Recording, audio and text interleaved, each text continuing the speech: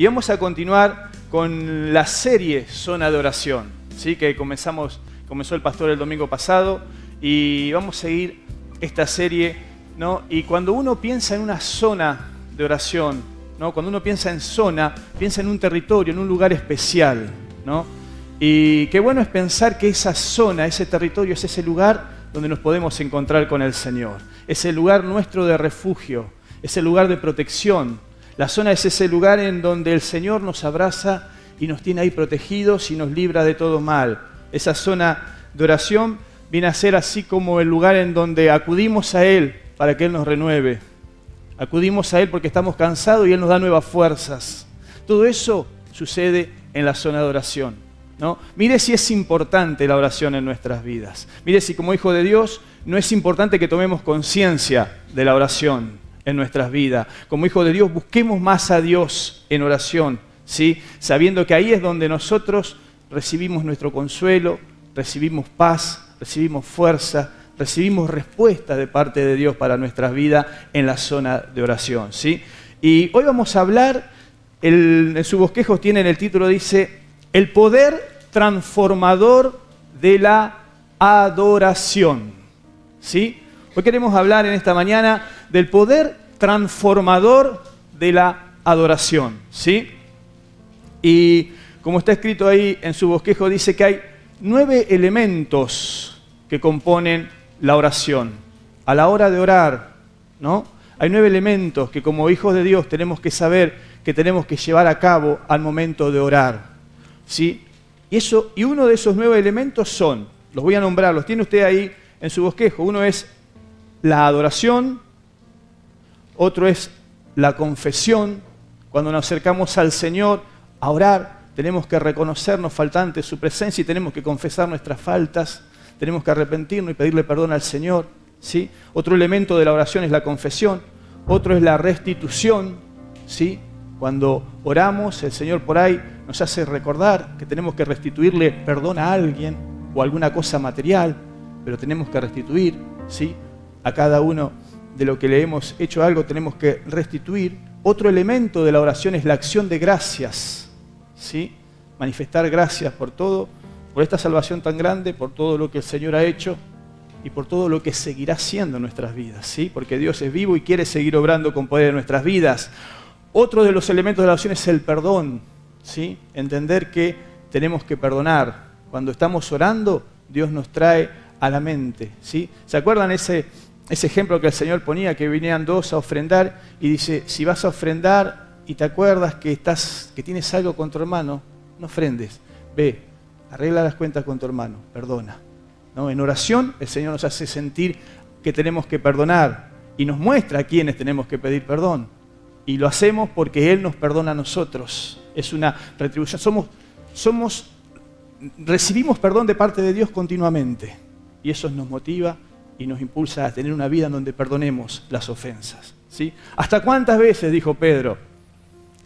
Todas las que sean necesarias. 70 veces 7 es un hebraísmo, y significa infinito. Es decir, no es que tengo que multiplicar 70 por 7 para que me dé un número y sepa la cantidad de veces que perdono por día. No. 70 veces 7 es un hebraísmo que significa infinito, entonces vas a tener que perdonar toda la vida porque Dios te ha perdonado para toda la vida. Entonces cuando oramos, uno de los elementos de la oración es el perdón. Otro elemento de la oración es la unidad, ¿sí? Es decir, Dios nos llama, existe la oración en privado y la oración en público, y Dios nos llama a orar los unos por los otros. Entonces tenemos que tener unidad y tenemos que al momento de orar estar pensando en las necesidades de mis hermanos y orar por los pastores y orar por los necesitados y orar por los que están todavía sin Cristo, pero también orar en la iglesia, en público y en unidad.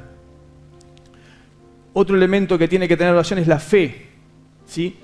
Tenemos que orar con fe, porque si no oramos con fe, dice la palabra de Dios. ¿Qué dice la palabra de Dios? Sin fe es imposible agradar a Dios. Si en nuestra oración no hay fe, si en nuestra oración no está el elemento de la fe, nuestra oración no podrá ir muy lejos. Al momento de orar también está el elemento de la petición. Cuando peticionamos, cuando pedimos, cuando intercedemos, cuando nos paramos en la brecha y empezamos a pedir por nuestra vida, por la vida de nuestros familiares, por las personas inconversas.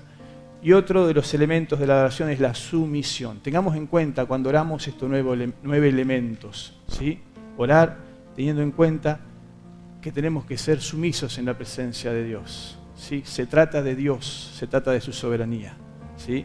Nosotros yo creo en el poder de la declaración, ¿sí? Creo en el poder de la declaración. No creo en andar decretando, tenemos que ser sumisos, tenemos que orar teniendo en cuenta que Él es soberano.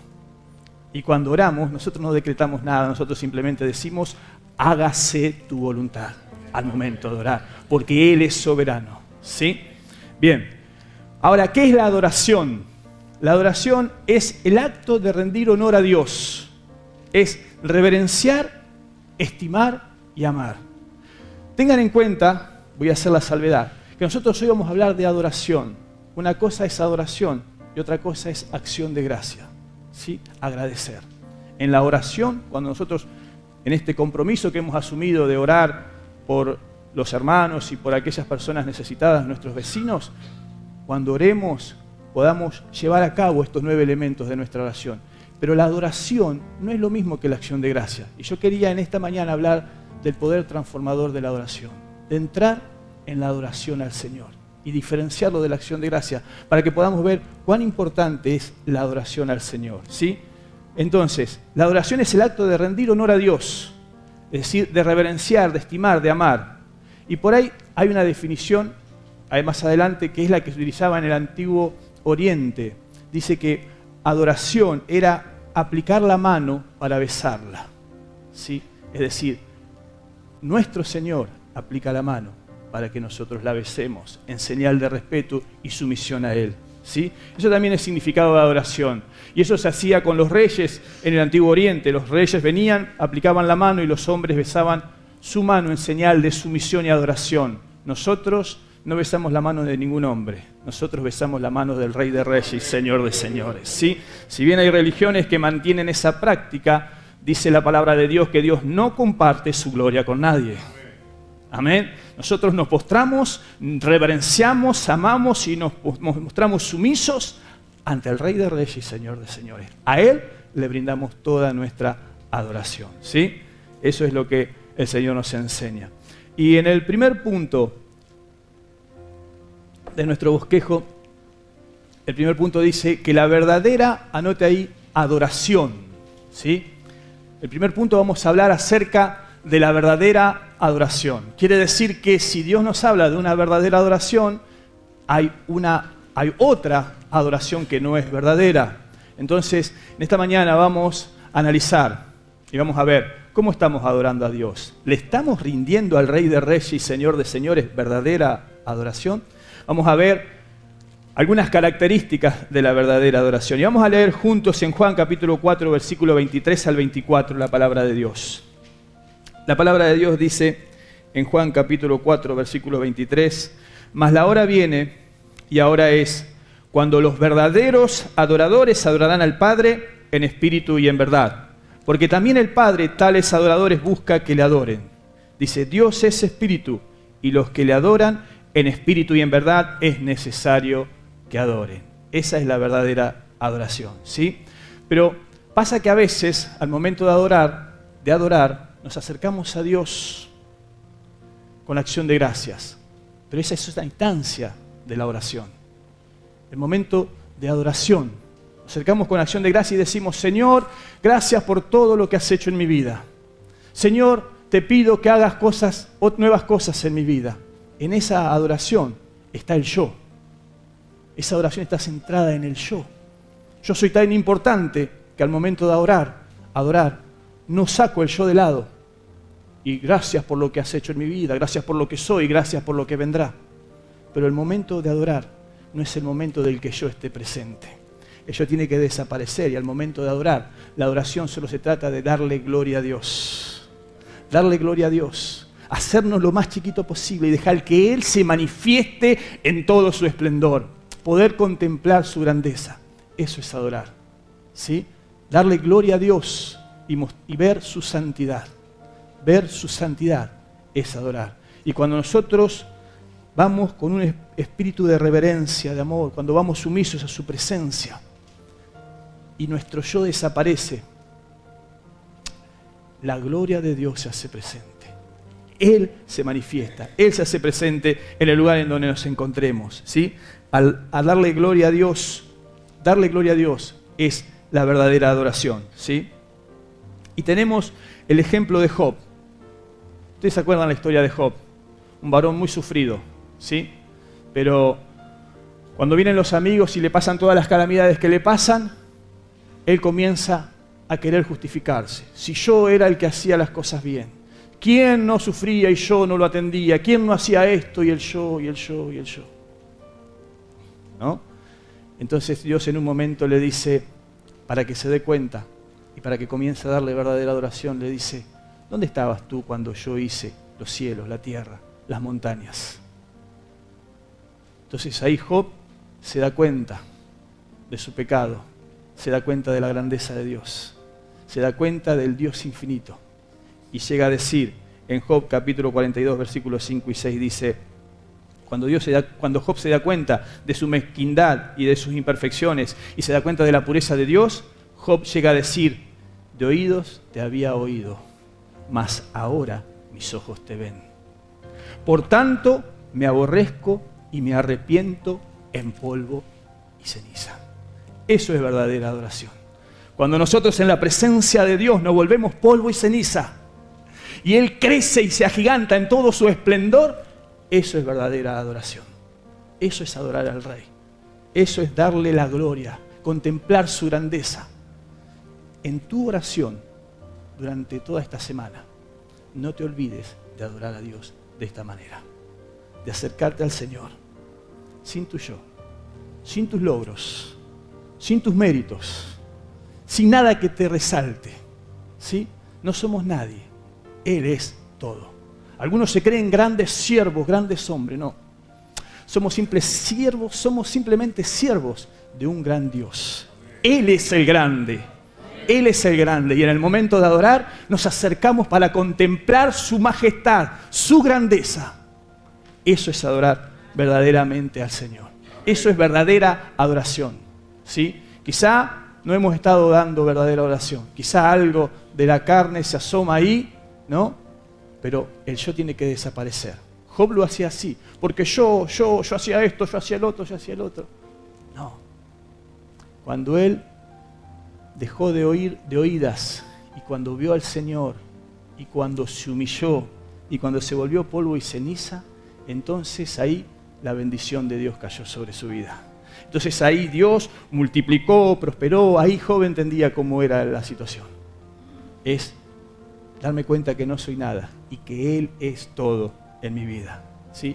Tampoco vamos a adorar por la bendición, adoramos por el simple hecho de sentir su presencia, de que cuando adoramos su gloria se hace presente, su gloria se hace presente en donde estamos. Él se hace presente, no importa problema, no importa circunstancia, Él está con nosotros y eso lo llena todo. Eso es lo máximo que podemos experimentar como hijos de Dios. En el segundo punto, vamos a ver la adoración en el altar. Anote ahí. En el altar, y vamos a ir al Antiguo Testamento, ¿sí? Y vamos a ver cómo adoraron algunos hombres de Dios. Cómo hicieron características de algunas adoraciones, ¿sí? Porque los hombres desde muy temprano comenzaron, no todos, algunos comenzaron a reconocer a Dios y brindarle verdadera adoración, ¿sí? Y tenemos ahí una imagen de un hombre, vamos a hablar de Noé, ¿sí? De Noé. Después que Noé salió del arca, no conseguí una selfie de Noé porque no había, pero esto es un dibujo, ¿sí? Así que hágase la idea de que algo más o menos así pudo haber sido el altar que construyó Noé después que salió del arca, ¿sí? Dice que Noé salió del arca, construyó un altar y hizo un sacrificio y adoró al Rey de Reyes y Señores de Señores. Adoró a Dios. Vamos a leer Génesis capítulo 8, versículo 20, ¿sí? Donde narra esto que yo les acabo de decir. Génesis capítulo 8, versículo 20 dice, y edificó Noé un altar a Jehová, y tomó de todo animal limpio y toda ave limpia, y ofreció holocausto en el altar, ¿sí? Vamos a ver algunas de las características de esta adoración de Noé. Dice que tomó todo animal y ave limpia. Noé, al momento de adorar, era consciente de que Dios es santo y demanda santidad. Él no se acercó a Dios con nada impuro. Él se acercó con animales limpios, ¿sí? Para adorar a su Dios. Es una vara muy alta la que Dios establece en el Antiguo Testamento y aún más alta todavía la que establece en el Nuevo Testamento, ¿no? Porque Dios nos exige pureza y santidad. Pero podemos quedarnos tranquilos, porque no es que muchos cuando ven esas exigencias de Dios es como que se apocan y se apartan del Señor y dicen, ¿quién podrá estar en la presencia de Dios? Tranquilos, podemos acercarnos, porque no se trata de nuestra limpieza, no se trata de nuestra pureza, ni mucho menos de nuestros méritos. Si fuese por mi limpieza, por mi pureza, ya estaría descalificado. Se trata de la pureza, de la limpieza y de los méritos de Cristo. Como nosotros hemos aceptado a Cristo como nuestro Señor y Salvador, y como estamos en Cristo, podemos acercarnos con los méritos, con la pureza y con la santidad de Cristo para adorar a Dios. Así que estamos todos habilitados al haber aceptado a Cristo para acercarnos. Es más, la epístola a los hebreos, el autor de la epístola a los hebreos nos dice, acerquémonos pues confiadamente al trono de la gracia. Y nos podemos acercar confiadamente por los méritos de Cristo. Y nos podemos acercar porque Cristo hizo todo para que nosotros podamos tener acceso y podamos adorar al Rey de Reyes en todo momento, ¿sí? Es el sacrificio de Cristo el que nos permite acercarnos.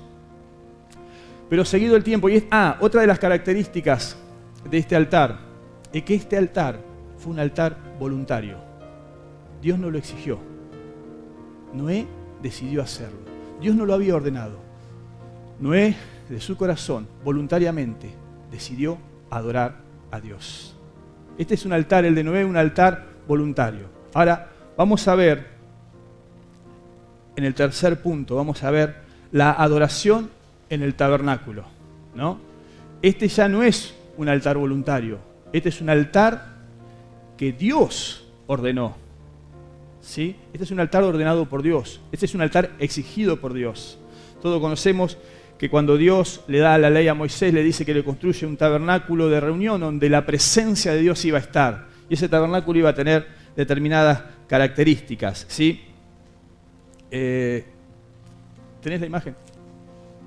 Yo les traje la imagen porque yo podría estar toda la mañana hablándoles del tabernáculo, ¿sí? Pero ninguna de todas mis palabras podría llegar a asemejarse a esta imagen, ¿sí? Dicen que una imagen vale más que 1000 palabras. Entonces, acá tenemos el tabernáculo que Dios le dijo a Moisés que tenía que elegir. ¿Sí? Este tabernáculo ocupaba un espacio aproximadamente de 45 metros de largo y 22 metros con 50 de ancho, y estaba dividido en 3 partes.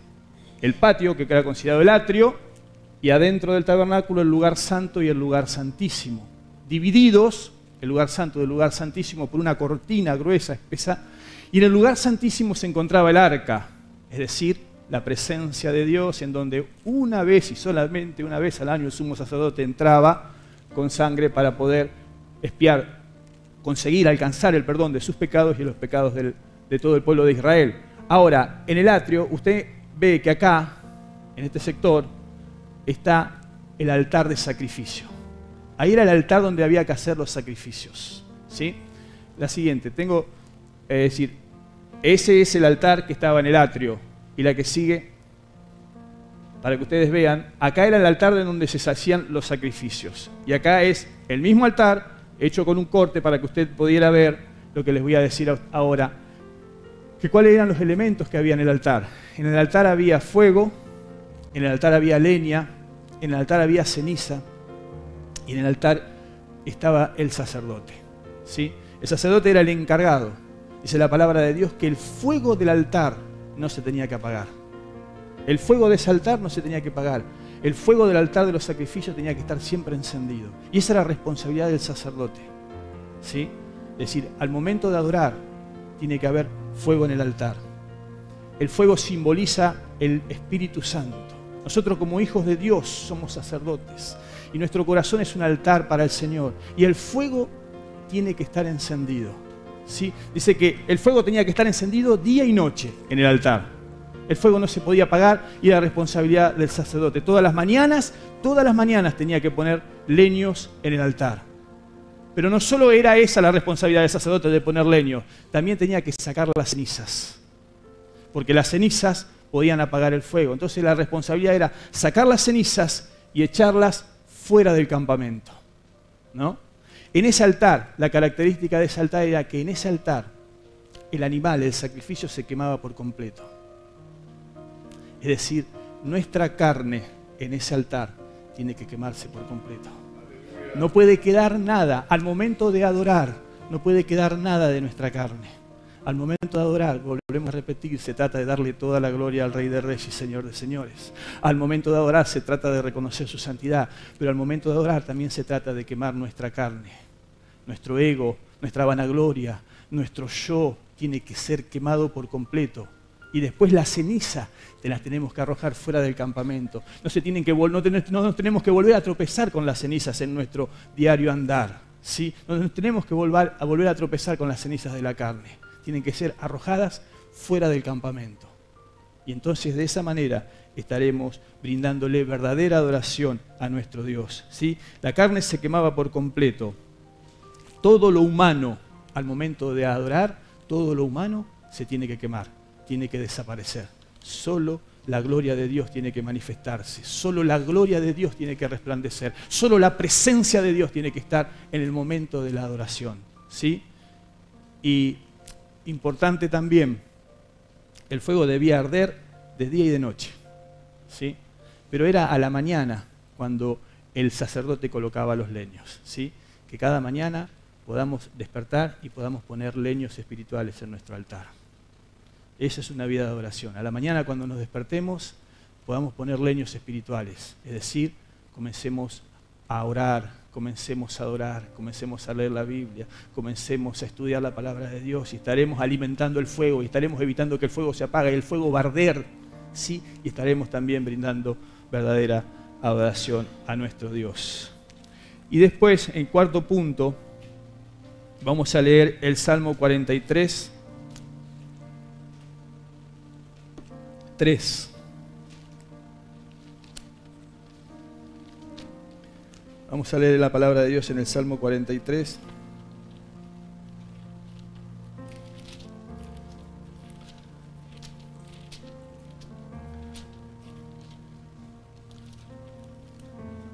Dice: envía tu luz, tu verdad, envía tu luz y tu verdad. Estas me guiarán, me conducirán a tu santo monte y a tus moradas, ¿sí? Este es el altar de la alabanza. Escriba ahí. Es el altar de la alabanza. Es el altar de la alabanza. Hay un siervo de Dios en el pasado que revolucionó la adoración. Podríamos decir que hay un antes y un después en la adoración a Dios.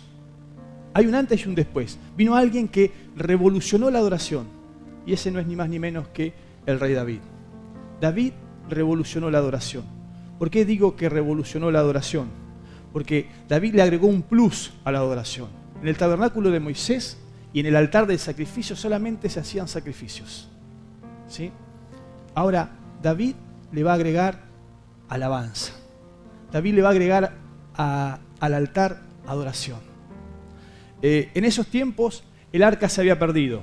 Es decir, Israel se enfrenta con los filisteos y los filisteos derrotan, se llevan el arca, ¿no? David logra traerla otra vez y cuando trae David el arca le construye una tienda, ¿sí? Y yo quisiera que ustedes puedan ver la tienda que le construye David. Esto también es un dibujo, ¿sí?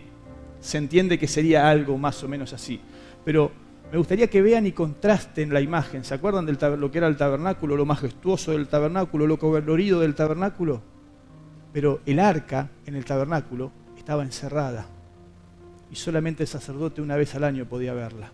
En la tienda de David era algo así. Cualquiera que pasaba podía ver la presencia de Dios. Cualquiera que pasaba podía tener acceso a la tienda, al tabernáculo de David. Y no solo eso, le agregó cantantes y músicos. Tenía que haber cantantes y músicos que estuvieran alabando y adorando por turno todo el día. Todo el día, día y noche, alabando y adorando en la presencia de Dios. Las características del tabernáculo de David, día y noche, los 365 días del año, continuamente adorando al Señor. Esta es el altar o la revolución que él hace, porque le agrega la alabanza y la adoración, ¿sí? Había que adorar, le agrega el festejo. Estar en la presencia de Dios es un momento festivo. Estar en la presencia de Dios es un momento de alegría. Estar en la presencia de Dios es un momento de gozo, ¿sí? El altar anterior era un altar solamente de sacrificios. Pero acá David le agrega la alabanza continua en la presencia de Dios. Y me encanta la vida de David, porque David es un hombre que uno puede ver que es un siervo de Dios que siempre fue por más para el Señor. Él siempre fue por más. Él no se conformaba con lo que hacía para el Señor. Él quería más para su Dios. Él tenía su corazón siempre pensando en el Señor, ¿no? Y fíjense en lo que hizo Dios con David. David era un hombre, un pastorcito de ovejas que Dios lo transformó en un general estratega que llegó a vencer todos los enemigos que se enfrentaron, ¿no? Cuando uno mira y dice, al momento que Samuel lo va a elegir, era de todos los hermanos era el más insignificante. Era el que nadie hubiese puesto los ojos en él. Sin embargo, Dios sí puso los ojos en él, ¿sí? Si en algún momento de tu vida o actualmente te estás sintiendo insignificante, si te estás sintiendo que nadie puede llegar a poner los ojos en tu vida, quédate tranquilo porque Dios pone los ojos en tu vida. Para los ojos de Dios no sos insignificante. Para los ojos de Dios no somos nada, no es que no valemos nada. Para los ojos de Dios somos una herramienta que Él puede usar y Él puede transformarte y puede convertirte en uno de sus generales. Él puede transformarte y convertirte en uno de sus generales. Cuando vos te sentís que no sos nada, que no podés hacer nada, que nada sos para el Señor, pensá en David. David era un niño que pastoreaba ovejas y Dios lo transformó y lo convirtió en un general estratega que venció y derrotó a todos sus enemigos. Pero les decía, me gusta la vida de David porque David es un hombre que siempre va por más para el Señor. Siempre fue por más. Después de haber vencido a todos sus enemigos, seguramente la preocupación en su corazón de volver a traer el altar, el arca a Israel, habría latido en todo momento. Cuando había derrotado a todos sus enemigos, dice, vamos a traer el arca.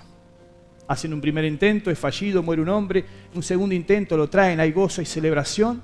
Uno dice, bueno, ya está, el arca está con Israel, listo. No, él va por más. Él dice, vamos a construir una tienda. Y que en esa tienda haya músicos. Y que esos músicos alaben y adoren las 24 horas del día y noche, continuamente. Y dice, bueno, podríamos decir, bueno, ya está, ya David era general, trajo el arca, construyó la tienda. No, vamos por más. Hagamos una casa. Dice, yo vivo en un palacio, una casa, un palacio real. Quiero construir un templo para el Señor. Él quería ir por más. Dios le dice, bueno, no, lo va a construir tu hijo. Y uno podría decir, bueno, ahí ya está, listo, David quedaste hasta acá. No, David así todo fue por más todavía. Dijo, está bien, no puedo construir el templo, voy a conseguir los materiales para que cuando yo no esté, ese templo se construya. Gloria a Jesús. Un corazón que latía al mismo ritmo y latido del corazón de Dios. Un hombre, un siervo de Dios que siempre estaba pensando en servir, en ir por más a su Dios. Que siempre estaba pensando en agradar cada vez más a su Dios. Eso es verdadera adoración, ¿sí? Ese es el corazón de la adoración. Cuando nosotros pensamos siempre en nuestro Dios, cuando lo ponemos a Él primero, cuando pensamos en que solamente su gloria es todo lo que importa, su presencia, ¿sí? Su santidad. Y por último, quería hablarles del altar restaurado. Ahí en su bosquejo pongan el altar restaurado. Y vamos a leer Hechos capítulo 15, versículos 16 y 17.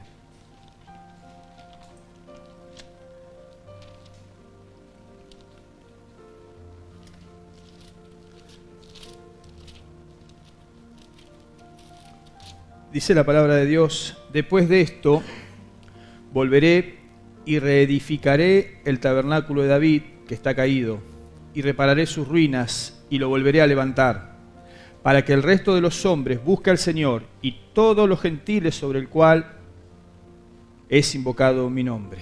Amén. El altar restaurado.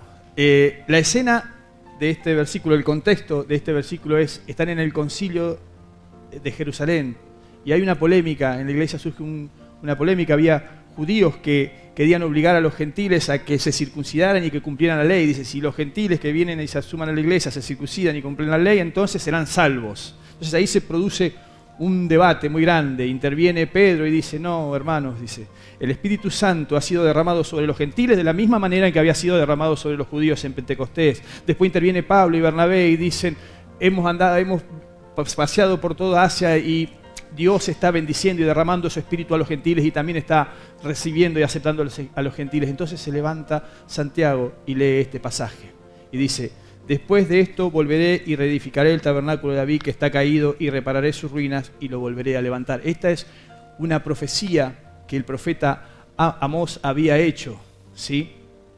Y fíjense, a mí me llama la atención, yo les hice ver las imágenes de lo que era el tabernáculo de Moisés y lo que era el tabernáculo de David. Pero Dios dice que va a reedificar el tabernáculo de David. El tabernáculo caído de David, Él iba a restaurar. No el lujoso y ostentoso tabernáculo de Moisés, mucho menos el templo que construyó Salomón. Dios quería restaurar el tabernáculo caído de David. ¿Y sabe qué? Déjame decirte en esta mañana la hermosa noticia que en Cristo el tabernáculo caído de David fue restaurado. En Cristo el tabernáculo de David fue restaurado. Eso es lo que Santiago les estaba queriendo decir a esos hombres.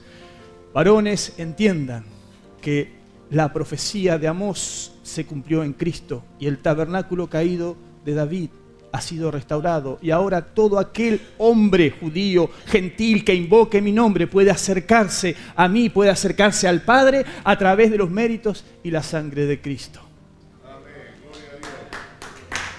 Gracias, Jesús.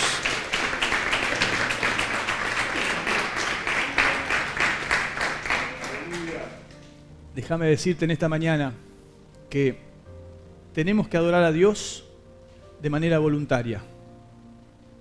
Tenemos que adorar a Dios porque Dios así lo ordena, lo exige y por sobre todas las cosas lo merece.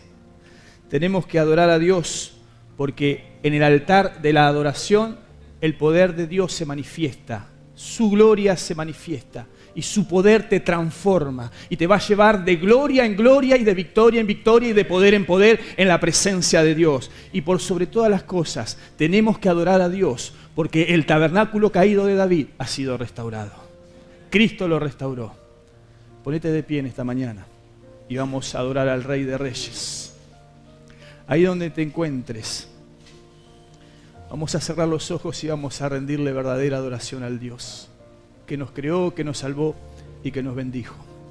Ahí donde te encuentres, comenzá a buscar a Dios en su grandeza. Comenzá a buscar al Rey de Reyes en su magnificencia. Comenzá a buscar al Rey de Reyes en todo su esplendor. Comenzá a quemar la carne. Comenzá a quitar el yo de lado. Cuando adoramos, el yo no tiene lugar. Cuando adoramos, mis méritos, mis logros, lo que hice, no son nada. Todo lo que hacemos y lo que hicimos es por gracia de Dios, es por misericordia de Dios, es porque Él tuvo misericordia de nuestras vidas, es porque Él derramó su gracia sobre nosotros. Por eso, Señor, en esta mañana te adoramos. Te adoramos, Señor. Queremos contemplar la hermosura de tu santidad, Señor. Cuando te adoramos, Padre, tomamos conciencia de que tú eres santo y demandas santidad en nuestras vidas, Padre. Cuando te adoramos, Padre, entendemos que solo tú eres lo más importante de nuestras vidas, que tú eres digno de toda adoración, que tú eres digno de toda alabanza, que tú eres digno, Dios mío, de toda sumisión, Señor. Queremos estar sumisos ante tu presencia, Dios mío. Queremos ser siervos de un Dios grande, de un Dios grande, de un Dios todopoderoso, de un Dios infinito, de un Dios que responde con fuego cuando nosotros, Dios mío, estamos cansados, de un Dios que responde con fuego, Padre, cuando nosotros estamos enfermos, de un Dios que responde con fuego, Padre, cuando estamos angustiados, de un Dios que responde con fuego, Padre, cuando estamos necesitados, de un Dios que responde con fuego, Padre, cuando no tenemos ninguna fuerza, Señor, porque solo se trata de ti, Padre, solo se trata de tu poder, solo se trata de tu presencia en nuestras vidas, Señor, solo se trata de tu grandeza, Señor amado. Nosotros queremos en esta mañana humillarnos como polvo y ceniza en tu presencia, Dios mío, para que tu poder se manifieste, Padre. Queremos humillarnos en polvo y ceniza para que tu presencia sea real y verdadera en nuestro corazón en esta mañana, Dios mío. Te lo pedimos en el nombre poderoso de Jesús.